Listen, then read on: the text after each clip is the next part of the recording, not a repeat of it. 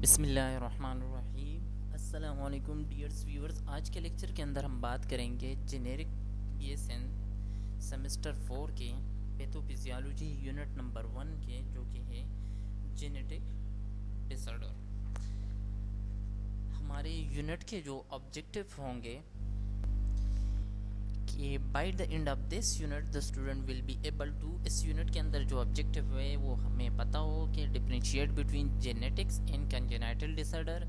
इसके अलावा जो की टर्म्स है इंक्लूडिंग मोनोसोमी, ट्राइसोमी, पॉलीसोमी एंड इन्यूफ्लॉइडी किस किस को कहते हैं। इसके अलावा हम पैथोफिजियोलॉजी और क्लिनिकल मैनिफेस्टेशन जो जेनेटिक डिसऑर्डर है उसके मैनिफेस्टेशन और पैथोफिजियोलॉजी के ऊपर बात करेंगे, जैसे डाउन सिंड्रोम है, टर्नर सिंड्रोम एंड क्लिन-फ्लेटर सिंड्रोम। तो ये आज के ऑब्जेक्टिव होंगे हमारे।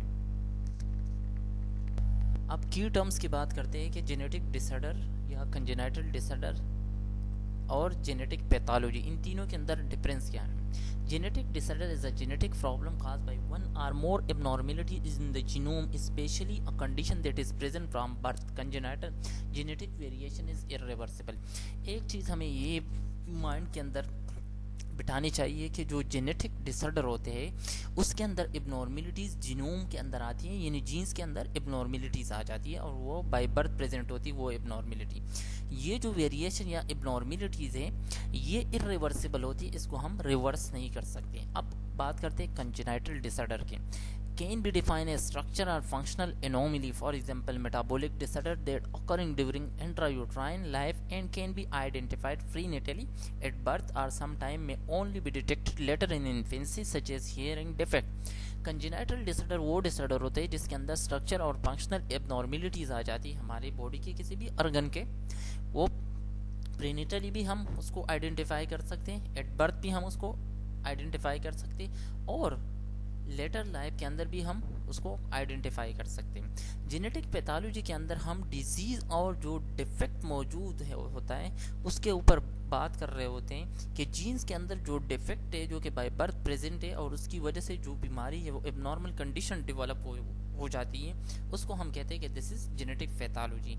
मीन्स के जीन्स के अंदर एबनॉर्मेलिटीज़ और उसकी वजह से जो बीमारी होती है और फिर उसको हम स्टडी करते हैं, उसको हम कहते हैं this is called what genetic pathology. genetic disorder की। A genetic disorder is a disease caused in whole or in part by a change in the DNA sequence away from the normal sequence। यानी number first point हमें ये याद रखनी है कि जो genetic disorder होते हैं वो डीएनए की कंप्लीट डीएनए के अंदर या पार्शियल डीएनए के अंदर या डीएनए की जो सीक्वेंस होते हैं कि सीक्वेंस से डीएनए प्रेजेंट है किसी क्रोमोसोम के अंदर, उस सीक्वेंस के अंदर अल्ट्रेशन आई तो हम उस बीमारी को कहते हैं कि ये जेनेटिक डिसऑर्डर है। इसके अलावा genetic disorder can be caused by mutation in one gene, या किसी एक जीन के अंदर म्यूटेशन आ गई जिसको हम मोनोजेनिक डिसऑर्डर भी कहते हैं। By mutation in multiple gene, multifactorial inheritance disorder जिसको हम कहते हैं, या मल्टीपल जीन्स के अंदर अल्ट्रेशन आ गई, म्यूटेशन आ गई, कम्बिनेशन ऑफ जीन म्यूटेशन या बहुत सारे जीन के अंदर म्यूटेशन आ गई और कुछ इन्वायरमेंटल फैक्टर की वजह से उस जीन के अंदर म्यूटेशन आ गई। बाई डैमेज टू क्रोमोसोम, जिसकी वजह से हमारे क्रोमोसोम डैमेज हो जाते हैं या इंटायर क्रोमोसोम डैमेज हो जाते हैं या हाफ या पार्शियल क्रोमोसोम डैमेज हो जाते हैं, तो उस वाली बीमारी को हम कहते हैं कि ये जेनेटिक डिसऑर्डर है, क्योंकि या तो जीन्स के अंदर मसला होगा या डीएनए के अंदर कंप्लीट डीएनए म्यूटेंट होगा या डीएनए के पार्शियली वो एबनॉर्मल होगा या उसकी सीक्वेंस के अंदर अल्ट्रेशन आई होगी या एक जीन के अंदर एबनॉर्मेलिटीज़ होगी या किसी क्रोमोसोम के अंदर या पार्शियल क्रोमोसोम के अंदर म्यूटेशन होगी, तो हम उसको कहते हैं कि ये जेनेटिक डिसऑर्डर है। Genetic disorder are classified into 3 major categories. इसके हमारे जो जेनेटिक डिसऑर्डर है उसको हम 3 क्लासेस में क्लासिफाइड करते हैं। अगर सिंगल जीन के अंदर मसला होता है, अल्ट्रेशन होती है, तो हम उसको कहते हैं मोनोजेनिक डिसऑर्डर। मल्टीफैक्टोरियल डिसऑर्डर हम उसको कहते हैं जहाँ पे मल्टीपल फैक्टर मौजूद हो, और एक को हम कहते हैं क्रोमोसोमल डिसऑर्डर जो कि क्रोमोसोम के अंदर एबनॉर्मेलिटीज़ होती हैं।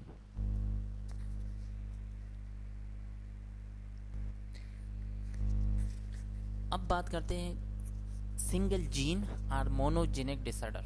यानी सिंगल जीन और मोनोजेनिक डिसऑर्डर वो जेनेटिक डिसऑर्डर होते हैं जिसके अंदर एक जीन के अंदर अल्ट्रेशन होती है। Genetic disorder cause by change in a single gene, such disorder include, अगर हम मिसाल की बात करें तो एक कॉन्ड्रोप्लेजिया, ये मोनोजेनिक डिसऑर्डर है और इसके अंदर क्या होता है कि स्केलेटल डिसऑर्डर होता है, बिफोर बर्थ ये स्टार्ट हो जाते हैं। इसके अंदर कार्टिलेज जो है वो बोन में इवेंचुअली कन्वर्ट नहीं होता है, resulting in dwarfism. Cystic fibrosis, जिसके अंदर हमें पता है कि जीन्स के अंदर म्यूटेशन हो जाती है, वो जीन जो कि CFTR जीन होते हैं, और उसके जो मोस्ट कॉमन कंजेनाइटल डिजीज़ भी है जो कि बाय बर्थ प्रेजेंट होती है। इसके अंदर जो रेस्पिरेटरी और यूरिन GI सिस्टम के अंदर जो म्यूकस सिक्रेशन है वो थिक हो जाती है और ऑब्स्ट्रक्शन काज कर रही होती है, तो इसको भी हम कहते हैं कि ये भी मोनोजेनिक डिसऑर्डर है, सिस्टिक फाइब्रोसिस। हीमोफीलिया की मिसाल ले लो। हीमोफीलिया कौन सी कंडीशन है? Congenital tendency to uncontrolled bleeding usually affect male and is transmitted from mother to son. Haemophilia ये भी हमें याद रखना है कि this is also monogenic disorder. Marfan syndrome की अगर हम बात करें तो इसके अंदर क्या होता है? Autosomal dominant disease characterised by elongated bone specially of limb and digit and abnormalities of the eye and circulatory system. Marfan syndrome के अंदर इतनी सारी सिस्टम के अंदर एब्नॉर्मलिटीज आ जाती है और उसको भी हम कहते हैं कि ये मोनोजेनिक डिसऑर्डर है। मस्कुलर डिस्ट्रॉफी की अगर हम बात करें तो any of several hereditary disease of the muscular system characterised by weakness and wasting of skeletal muscle, इसको हम कहते हैं this is called what? Muscular dystrophy, जो कि सिंगल या मोनोजेनिक डिसऑर्डर है। Sickle cell anaemia, sickle cell disease की मिसाल ले लो, वो भी मोनोजेनिक जेनेटिक डिसऑर्डर की मिसाल है। अब बात करते हैं single gene or monogenic disorder are caused by a single defective or mutant gene, के मीन्स के सिंगल जीन के अंदर डिफेक्शन है या उसके अंदर म्यूटेशन है। Most common type of single gene disorder are, जो मोस्ट कॉमन है उसके अंदर हम क्लासिफाइड करते हैं कि ऑटोसोमल डोमिनेंट होते हैं या ऑटोसोमल रिसेसिव होते हैं या सिंग या एक्स लिंक क्रोमोसोमल डिसऑर्डर होते हैं। पहले बात करते हैं जो मोनोजेनिक या सिंगल जीन डिसऑर्डर है कि ऑटोसोमल डोमिनेंट बीमारियां कौन सी है, तो वो हमें याद रखने के मॉर्फन सिंड्रोम है, एकोंड्रोप्लीजिया है, फेमेलिया हाइपर कोलेस्टेरिया है। ऑटोसोमल रिसेसिव की अगर हम बात करें तो पेनाइल कीटोन्यूरिया की अगर हम बात करें या phenylalanine metabolism defect in cell, इसके अलावा कलर ब्लाइंडनेस हो गया, cystic fibrosis, the child inherit one copy of the mutant gene of each parent, तो इसको हम कहते हैं कि ये ऑटोसोमल रिसेसिव है। अब एक्स लिंक की अगर हम बात करते हैं तो वो हीमोफीलिया और कलर ब्लाइंडनेस है। मल्टीफैक्टोरियल डिसऑर्डर की बात करते हैं। Disorder caused by multiple gene defect and in many cases environmental factor, for example schizophrenia की मिसाल ले लो, बहुत सारे जीन्स के अंदर डिफेक्ट होते हैं तो हम कहते हैं मल्टीफैक्टोरियल डिसऑर्डर है। इसके अलावा कुछ एनवायरमेंटल फैक्टर भी उसको लीड कर रही होती हैं। इनहेरिटेड मल्टीफैक्टोरियल डिसऑर्डर कौन कौन से? क्लिफ लिप और क्लिफ फ्लेट, क्लब फुट और कंजेनाइटल हार्ट डिजीज। इसके अलावा इन्वायरमेंटल मल्टीफैक्टोरियल डिसऑर्डर कौन कौन से है? डायबिटीज मेलाइटिस, मल्टीपल फैक्टर होते हैं, हाइपरटेंशन, कैंसर और स्किज़ोफ्रेनिया। क्रोमोसोमल डिसऑर्डर की बात करते हैं तो chromosomal abnormalities are the leading known cause of mental retardation, miscarriage, congenital malformation. अगर क्रोमोसोमल डिसऑर्डर हो, क्रोमोसोम के अंदर एबनॉर्मेलिटीज हो तो बच्चा मेंटली रिटार्डेड होता है। इसके अलावा फीमेल के अंदर मिसकैरेज के ज़्यादा चांसेस होते हैं और कंजेनाइटल मालफॉर्मेशन या एबनॉर्मेलिटीज़ की, या बच्चा बोर्न होता है with congenital malformation or abnormalities. जो हमें याद रखनी है, monosomy, the condition of the having a diploid chromosome complement in which one chromosome lack its homologous partner, तो हम कहते हैं मोनोसोमी। मोनोसोमी का मतलब होता है कि हर एक क्रोमोसोम पेयर में प्रेजेंट होते हैं, दो होते हैं, और मोनोसोमी हम उस कंडीशन को कहते हैं जिसमें डिप्लॉयड क्रोमोसोम के एक जो होमोलोगस पार्टनर होता है वो मिसिंग होता है। ट्राइसोमी के अंदर दो क्रोमोसोम या पेयर्स के बजाय थर्ड कॉपी भी प्रेजेंट होती है, the presence of 3 copies of chromosome rather than the normal 2। अगर हम बात करते हैं कि ऐसी कौन सी कंडीशन है जिसके अंदर 3 कॉपी क्रोमोसोम की प्रेजेंट होती है, तो उसको हम ट्राइसोमी भी कहते हैं, ट्राइसोमी 13, फेटो सिंड्रोम भी कहते हैं। इसके अलावा ट्राइसोमी 18 जिसको हम एडवर्ड सिंड्रोम कहते हैं, और मोस्ट कॉमन डाउन सिंड्रोम जिसको हम ट्राइसोमी 21 कहते हैं। अब प्लेटो सिंड्रोम के अंदर 13 नंबर क्रोमोसोम के हमारे पास 3 कॉपी होती है, यानी एक कॉपी एक्स्ट्रा होते हैं। एडवर्ड सिंड्रोम के अंदर क्रोमोसोम नंबर 18 के हमारे पास एक कॉपी नॉर्मल हो जाती है, यानी एक्स्ट्रा हो जाती है, और डाउन सिंड्रोम के अंदर क्रोमोसोम नंबर 21 की एक कॉपी हमारे पास एक्स्ट्रा होती है। Polysomy more than 2 copies of chromosome whether trisomy और टेट्रासोमी कार्ड इस पॉलीसीमी। अगर एक क्रोमोसोम के एक से ज़्यादा एक्स्ट्रा कॉपी हो, फॉर एग्जांपल अगर कोई क्रोमोसोम है उसकी 2 कॉपी तो नॉर्मल है, अगर 3 हो तो हम उसको ट्राइसोमी कहते हैं। अगर 3 से ज़्यादा उस क्रोमोसोम हो, फॉर एग्जांपल क्रोमोसोम नंबर 2 की अगर हम मिसाल लेते हैं, अगर इसके हमारे पास 4 कॉपी हो तो हम इसको कहेंगे दिस इज़ फोलोसोमी, क्योंकि 2 एक्स्ट्रा कॉपी आ गई हमारे पास। In your fluidity, the presence of an abnormal number of chromosome in a cell, for example, a human cell having 45 or 47 chromosome instead of the usual 46। अगर cell के अंदर abnormal chromosome की तादाद हो, means कि कम हो या ज़्यादा हो, लेकिन नॉर्मल से वेरिएंट हो, तो हम उसको कहते हैं इनयूफ्लॉइडी। यूफ्लॉइडी का मतलब होता है नॉर्मल नंबर ऑफ क्रोमोसोम, जो कि ह्यूमन सेल के अंदर 46 होते हैं। कैरियोटाइप हम कहते हैं the number and visual appearance, size and shape of the chromosome in the nucleus of the cell। Means कि कैरियोटाइप हम उसको कहते हैं कि जो कि विजुअल उसकी अपीयरेंस होती है, साइज और शेप होता है क्रोमोसोम के। इसके अलावा जीनोटाइप जो कि जीन्स के अंदर होती है, जो कि विजुअल हम उसको नहीं देख सकते, हम उसको विजुअलाइज नहीं कर सकते, तो हम उसको कहते हैं ये जीनोटाइप है। अगर हम ह्यूमन की बात करें तो कैरियोटाइप का मतलब होता है उसकी जो अपीयरेंस होती है, और जीनोटाइप जो उसकी जीन्स के अंदर स्पेसिफिक कैरेक्टरिस्टिक प्रेजेंट होते हैं। अब क्रोमोसोम की स्ट्रक्चर की अगर हम बात करें तो ब्रॉडली एक पी आर्म होते हैं, क्यू आर्म होते हैं, जो सेंटर में सेंट्रोमियर प्रेजेंट होते हैं, जो इसके 2 सिर्रे होते हैं जिसको हम सिस्टर क्रोमाटाइड कहते हैं, और इसको हम टेलोमर्स भी कहते हैं, जो इसके आखिरी वाले हिस्से होते हैं। इसके अलावा एक इस पिक्चर के अंदर आप देख सकते हो कि टेलोमर जो आखिर वाला हिस्सा है सेंटर पे जहाँ पे डिवाइड होते हैं तो उसको हम सेंट्रोमियर कहते हैं। और कुछ क्रोमोसोम की अगर हम मॉर्फोलॉजी की बात करें तो मेटासेंट्रिक का मतलब होता है कि इनकी जो डिवीजन जो सेंट्रोमियर होते हैं जिसको सेंटर में डिवाइड करते हैं, हम उसको कहते हैं दिस इज मेटासेंट्रिक। सब मेटासेंट्रिक के अंदर क्या होता है कि एक साइड जो क्रोमोसोम की होती है वो शॉर्ट होती है और दूसरा बिल्कुल लॉन्ग होता है। तो सब मेटासेंट्रिक क्रोमोसोम नंबर हमारे पास कौन से, 1, 3, 16, 19 और 20।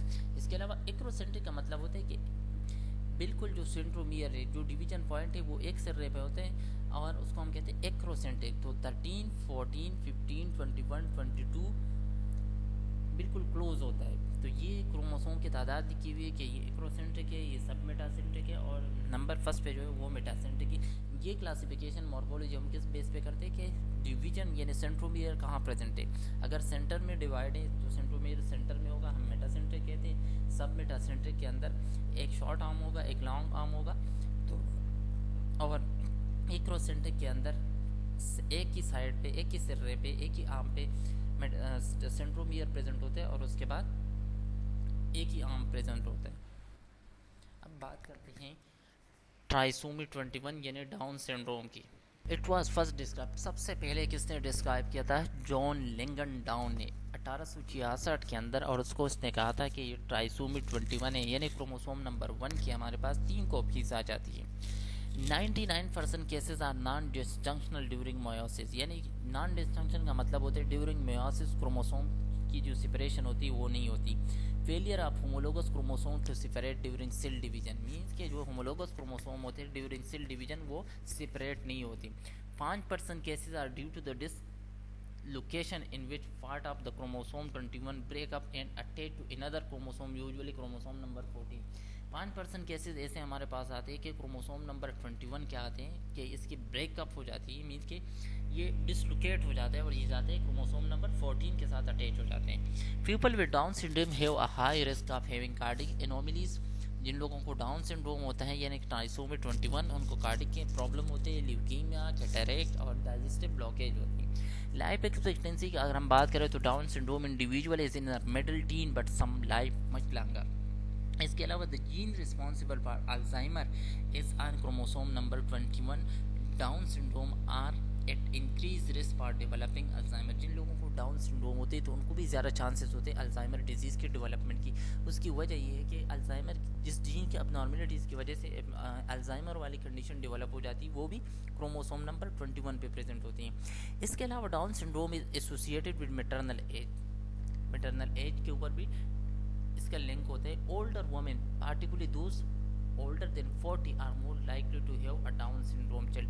मीन के 40 प्लस अगर कोई फीमेल प्रेग्नेंट हो जाती है तो उस बच्चे को ज़्यादा चांसेस होते हैं कि वो डाउन सिंड्रोम के साथ बोर्न होगा।